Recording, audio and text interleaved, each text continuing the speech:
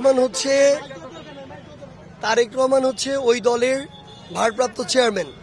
তিনি অবশ্যই তার দলের অবস্থান ব্যক্ত করবেন, খুব স্বাভাবিক। ডক্টর ইউনূস হচ্ছেন অন্তর্বর্তীকালীন সরকারের প্রধান উপদেষ্টা। বাংলাদেশের সক্রিয় রাজনৈতিক দল প্রায় ৪৫টার মতো আছে রেজিস্ট্রেশন প্রাপ্ত। তিনি তো একটা দলের কথা মতো একটা সরকার প্রধান হয়ে সিদ্ধান্ত নিতে পারেন না।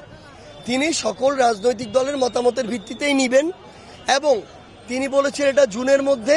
আমরা আমাদের জায়গা থেকে জাতীয় নাগরিক পার্টি এনসিপির পক্ষ থেকে বলতে চাই, ডক্টর ইউনূস এবং অন্তর্বর্তীকালীন সরকার যদি মনে করে যে একটা সুষ্ঠু এবং স্বচ্ছ নির্বাচনের জন্য জুন পর্যন্ত সময় প্রয়োজন, ইভেন যদি তিনি মনে করেন যে না আরও ১-২ মাস আগে এপ্রিল মেতেও করা সম্ভব, আমরা আমাদের জায়গা থেকে মনে করি যারা বাংলাদেশের বর্তমানে রাজনৈতিক দল মনে করে যে এই অভ্যুত্থান পরবর্তী সময়ে সবচেয়ে গুরুত্বপূর্ণ হচ্ছে একটি সুষ্ঠু ও স্বচ্ছ নির্বাচন, ইভেন শুধু নির্বাচন নয়, সুষ্ঠু এবং স্বচ্ছ নির্বাচন, তাহলে তারা এই জায়গাটিতে সুষ্ঠু এবং স্বচ্ছ নির্বাচনের ক্ষেত্রে আপোষ করবেন না।